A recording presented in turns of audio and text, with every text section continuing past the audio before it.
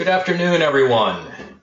This is Mark Lucas, and on behalf of TAC 3, I'd like to welcome you to our webinar series on program evaluation. Before I run through the agenda and introduce today's guest speaker, a few housekeeping items, if I may. First off, if you have questions during the presentation, please feel free to do the virtual hand raise through the GoToWebinar panel, or feel free to type your questions into the Q&A panel on the webinar screen. This webinar will be recorded and made available via our YouTube page. So if you've not had the opportunity to view the 101 in this series, it is out there and ready for your viewing. Please be sure to visit our webpage at tac3.com/u to register for our future programs, including Program Evaluation 301, which will be held in September. So today's session, we're picking up where we left off last time. So if you were able to join us for Evaluation 101, we set the stage in terms of program evaluation basics.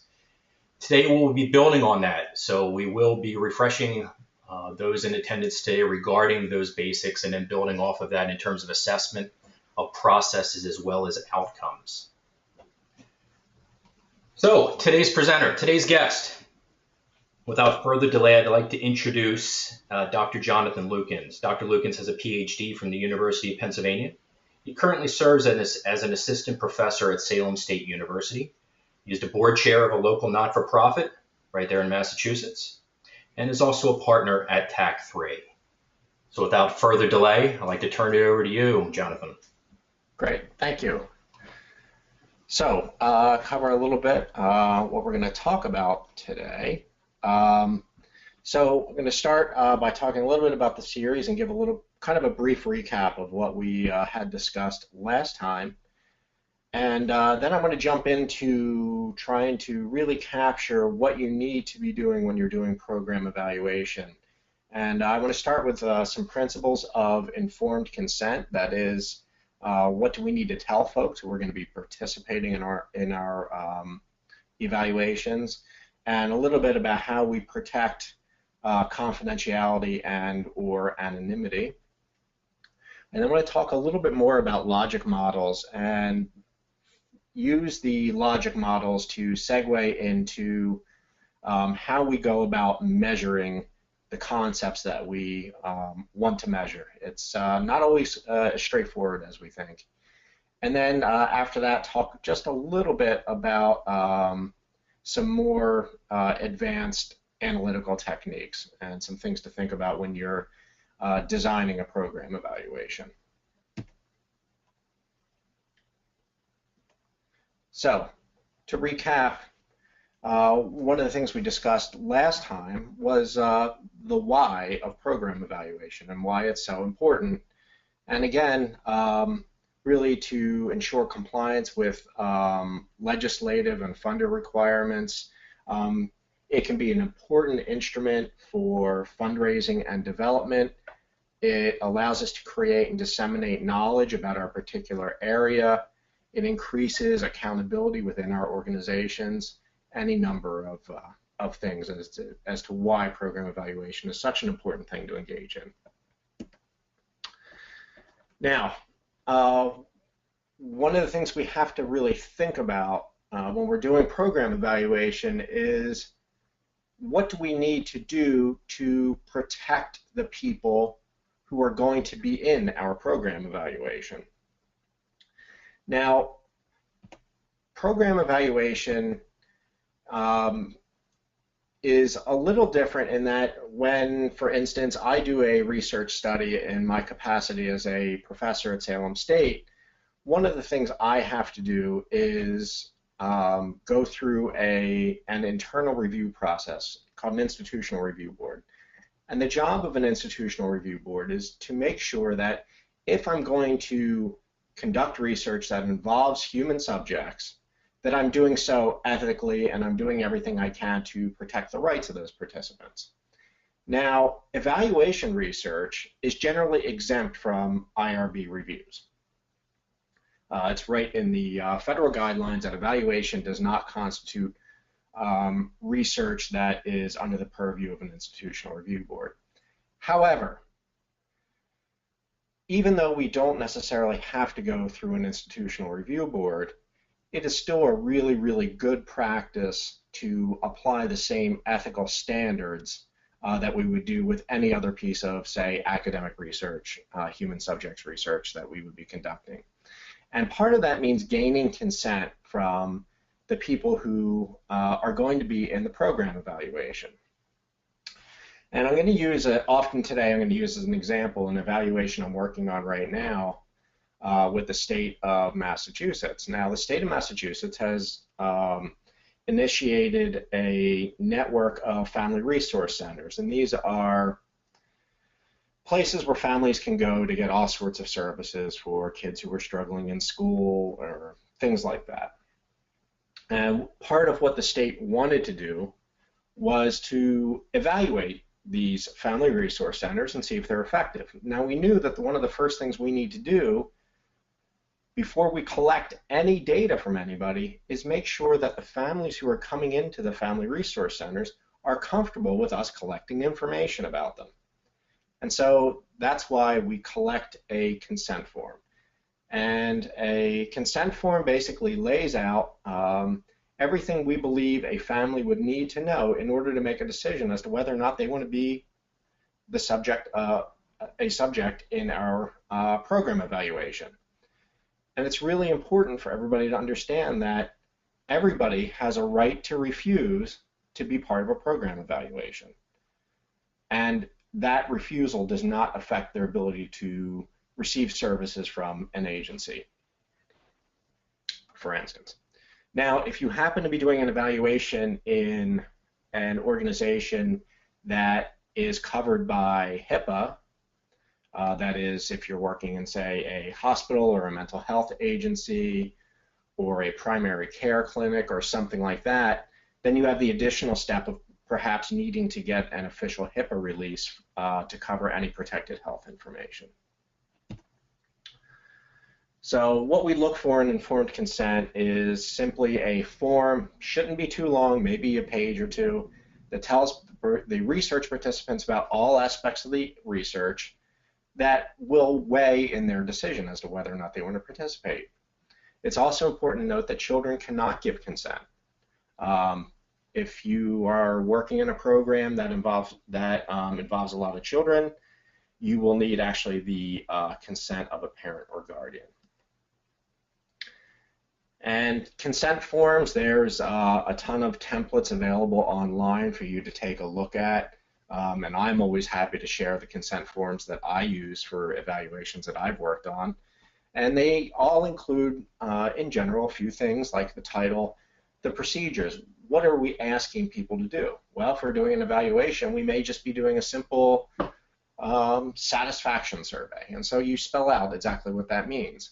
You need to tell people if there's any risks, if there's any benefits, if they're going to be paid for participating, and what their rights are and who they can talk to if they have some kind of concern. So pretty standard forms. Now, not every program evaluation has to have signed informed consent forms. You may be running a program evaluation that is simply using completely de-identified aggregated administrative data, in which case there's no way that the information could be ever tracked back to an individual, so you don't really need an informed consent form. This is very similar.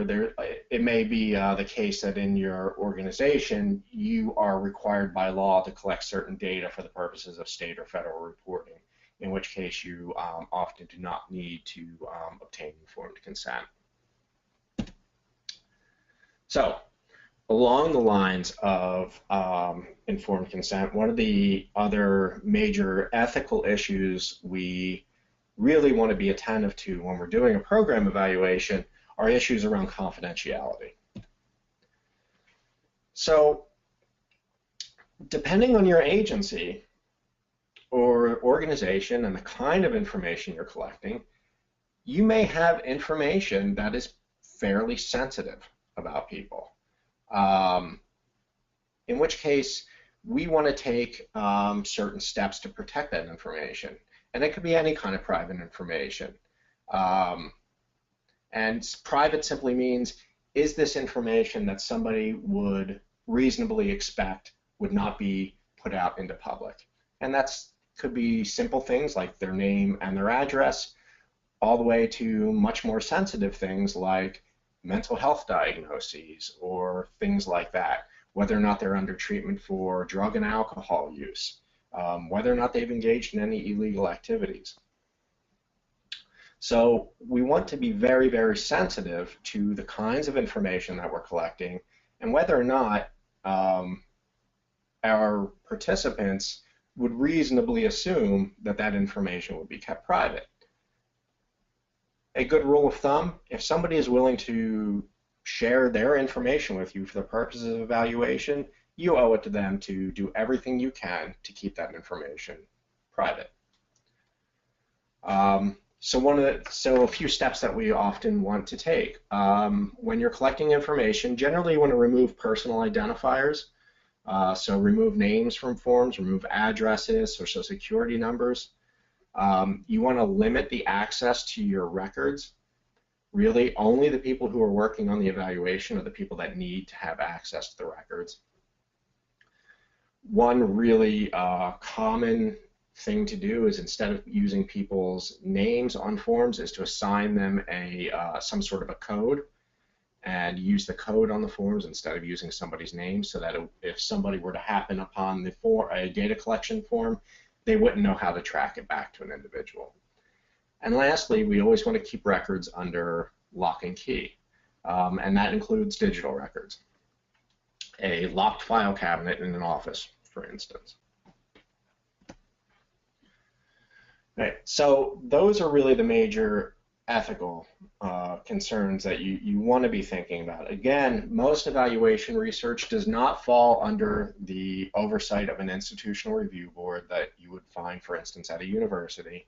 However, you're still really obligated ethically to do a couple things. The first is to make sure you obtain informed consent from the people that are participating. And secondly, to make sure that any information you collect, you keep confidential. Do everything you can to protect that private information. So that said, I want to move on a little bit and talk some more about logic models and how they translate into data collection procedures. So remember from last time, when we talked about logic models, I gave a very basic template of ways to start thinking about your program. And when you lay out your program in this logic model, then that kind of gives you an indicator of where you need to be collecting data. What are the inputs? What kinds of activities are we engaging in? How can we count those activities? And what do we expect the outcomes and long-term impacts of this program to be? So it's just a way of really logically laying out for yourself and for everybody else what you think the entire process of your program is. And from that, we can kind of come up with a way of, well, how are we going to measure? How are we going to know if we're hitting these goals? So here's an example that I also used last time. This is a logic model that some colleagues of mine and I developed in our assessment of the family resource centers here in Massachusetts. And you can see we have all of the services that are going to be provided, and then we have in this block in the middle the processes that we're looking to capture. This is what are the actual daily activities of these family resource centers. And these are things that we're going to be counting and adding up. And then all the way to the right of the logic model, we have what we think of as being the immediate and longer-term outcomes of what is it going to look like for these families who receive services, or what are we hoping it's going to look like. So we're hoping to see improvements in safety and education and employment, things like that. So when you have laid out the logical process that's going on in your program, the next thing you have to do is figure out, okay, how do we measure these things? So measurement is actually not nearly as straightforward as you think. In fact, it can actually often be quite challenging. Now, basically, measurement is simply the process of describing abstract concepts in terms of specific indicators by assigning numbers or symbols. So, for instance, if I want to know whether or not a mental health intervention that I'm doing is working, perhaps one of the things I want to measure is, does somebody's depression abate, or does their depression get better? Well, how do I go about measuring that? How do I take this concept of abatement of depression symptoms and translate that into some kind of number that I can use to make a comparison? So we'll talk about how we do that. And we collect this data through several different means. We can do verbal reports. I can ask somebody, how many times have you used a particular service? How many times have you gone to a particular therapist, something like that. I could mail somebody a survey, although I'll tell you, you won't get many of them back. I can, if I have a more complicated concept that I'm trying to measure, I could maybe use some kind of a scale, and I'll talk in a little bit about what those mean. And lastly, one of the things I could do, and this is something that many of your organizations may have on hand, I can utilize administrative records. So for instance, if I'm looking at an educational intervention that maybe I'm doing in a school, I could go to the school and ask them to have access to some of their administrative records, and in that case, they're probably going to be able to tell me, has there been a change in GPA, has there been a change in attendance, something like that. Now, I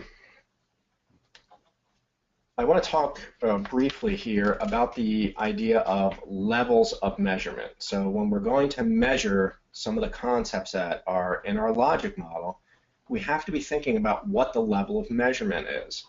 And this may seem sort of technical, but the level of measurement directly relates to the kind of analysis that you'll eventually be able to do with your data that you're collecting. So starting from the sort of simplest level of data, you think of as what's called nominal level. And this is simply asking somebody on a form, what is your gender? Male, female, or other? How do you, it's asking somebody how they would define their race. What religion are you? In other words, asking somebody to place themselves into some sort of a category. It's important. It's a good piece of information to know about somebody, but it's a very low-level measurement. So in other words, it can tell you which category somebody falls into, but you really can't do a lot of very sophisticated analysis on it. In other words, you can't, for instance, average nominal level measures. You can't take the average gender, for instance. Although I will tell you, my students in research will often try, and I'll say, go ahead and average gender, and they'll tell me the gender is 2.3. And I'll say, well, what does that mean? Well, they don't know, because you can only be a 0 or a 1. So it's a very low level of measurement. The next step up is ordinal, and again, this is really thinking about what category somebody falls into. The difference is these categories tend to be ranked. So something like social class, or what is the highest degree you've obtained. Above that, we start getting into higher levels of measurement, interval levels. This is things like temperature or scores on an IQ scale. And the highest level are what are known as ratio level measurements, and this is things like income and age. When you get up to these higher level measurements like interval and ratio, you can do much more sophisticated data analysis. As a general rule, again, you always want to collect your data at the highest level of measurement you can. Now, if you take, for instance, something like income, you could ask somebody, you know, how much money did you make in the last year? And they'll tell you. Now, you could always later on break that down into categories, in which case it would be an ordinal level measurement. But you generally speaking want to ask your questions such to obtain data at the highest level of measurement. Now, as a quick aside, I will tell you that if I ask somebody their specific income on a survey, they're unlikely to answer. If you ask them to put themselves into an income category, they're much more likely to answer. So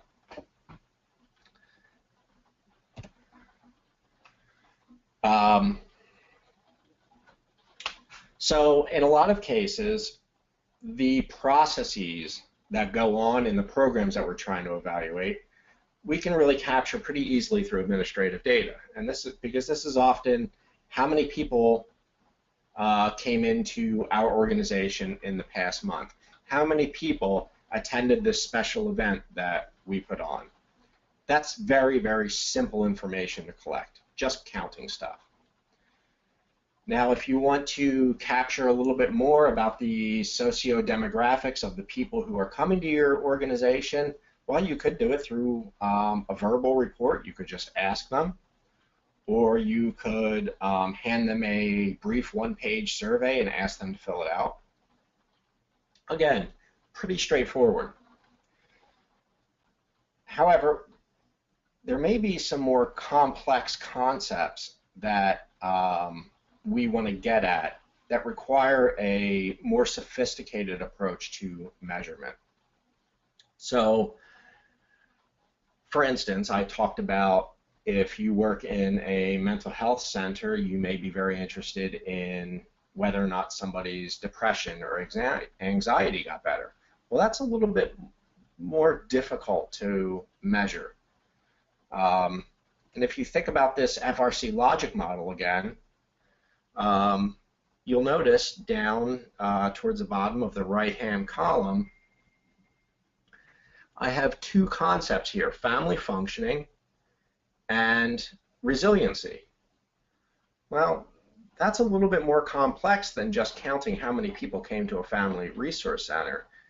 This is trying to get at a more abstract concept of, are people doing better because they participated in our program?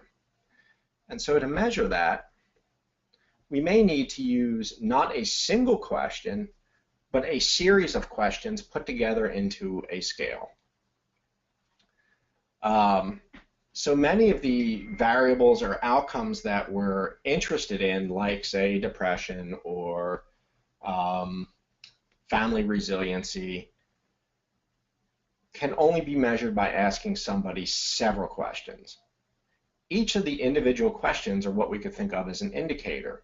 And what we do is we put them all together into what's called an index or a scale. They're often called summated rating scales. Many of you have probably done these things. I know, for instance, when I take my daughter to the pediatrician, I often am asked to fill out a bunch of scales and measures before we have her annual appointments. And we really like these because they allow us to measure very complex concepts and to make the handling of all of that data very, very efficient. So here's an example of what one of these scales look like. Again, many of you may recognize these. These are what are called a Likert type scale. And in this case, this is the scale we're using to measure the concept of family resiliency. And you can see the family resiliency is broken down into several different categories. It's actually a 2-page long scale. It's broken down into several categories, and each of those categories has several indicators, and people are asked to respond on a scale from strongly disagree all the way up to strongly agree. Again, that's called a Likert type scale. And what you do with each of these scales after the person's filled them out is you total up the score. So a strongly disagree may be worth a 0, strongly agree may be worth a 5, and you simply total the scores. That gives you a composite score that gives you an overall sense of what is the family resiliency. The reason these scales are so great, beyond the efficiency in data handling, is that when you're thinking about the long-term goals or outcomes of your programs, you're probably thinking about those in more abstract terms. If you're an arts organization, you may be thinking of it in terms of a greater appreciation of the arts. If you're a healthcare provider, you're thinking about it in terms of overall improvement in health and well-being. I do a lot of work in the mental health field, so I'm often concerned with quality of life and symptom control, things like that. These are complicated concepts to measure. That's why we need to use scales which are able to ask a series of questions to capture an overall broad concept. So when you're using these things, some important considerations.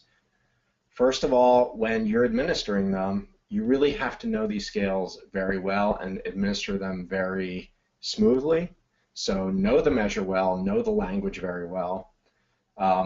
Think about how often you're going to do your data collection. You're doing a program evaluation. Your primary goal in your organizations is not to do research. Your primary goal is to provide whatever services meet the mission of the organization. So you don't want to spend all of your time administering scales. So some of the things to think about are, how brief are the scales? How quickly can I administer them? How frequently am I going to do it? Every 3 months, every 6 months, something like that. Can you do it using a computer? Can people do it from home?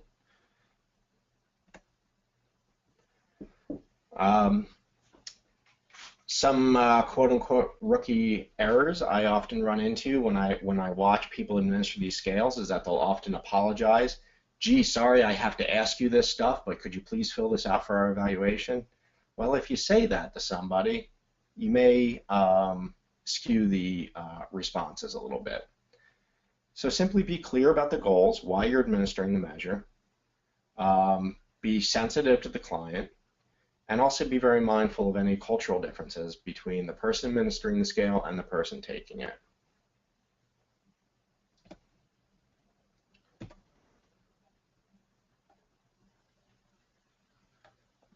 Oops, sorry about that. So lastly, what I want to talk about is the analysis of your data. So you've gone ahead, you've developed your logic model, you've gotten a bunch of the people in your program to agree to participate in your evaluation, and you've collected all this data. You've collected some process kind of data. How many events did we put on? How many people came into our facility? And you've perhaps even collected some more complicated data, like some of the scales that we had talked about. At its basic, especially when you're talking about some of the process kinds of measures, you can use some basic descriptive statistics, basic counts, mean, median, mode, things like that. Some of this we discussed the last time. You could even get into a little bit with some basic inferential statistics when you're trying to evaluate the difference between a pre-test and a post-test. What I want to talk about today, though, is what I would call more intermediate analysis, going a little bit beyond the basics. So, because we're concerned about differences in outcomes, often when we are doing program evaluation, we want to know, did the people who participated in our program do better than the people who didn't?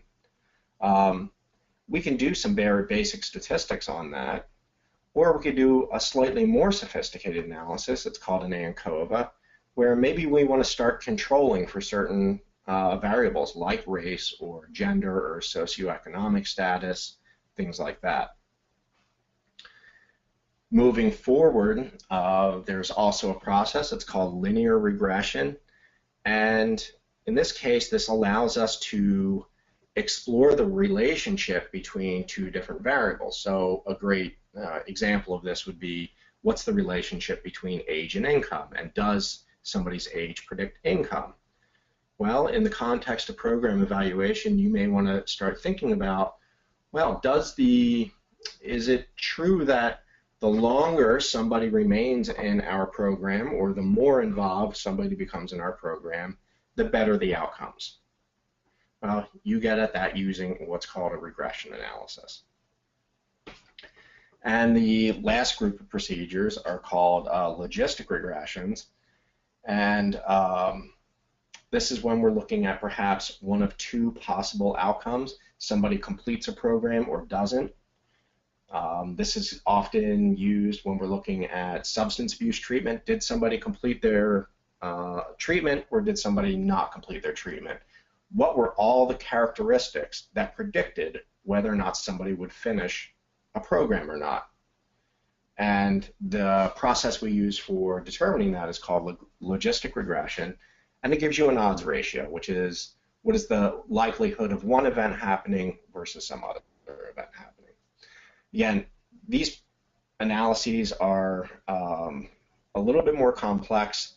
They are an entire university course unto themselves, but I wanted to simply introduce some of the concepts so you can get an idea that if you collect data at a higher level, data that's perhaps a little bit more sophisticated, you can do a much more sophisticated analysis.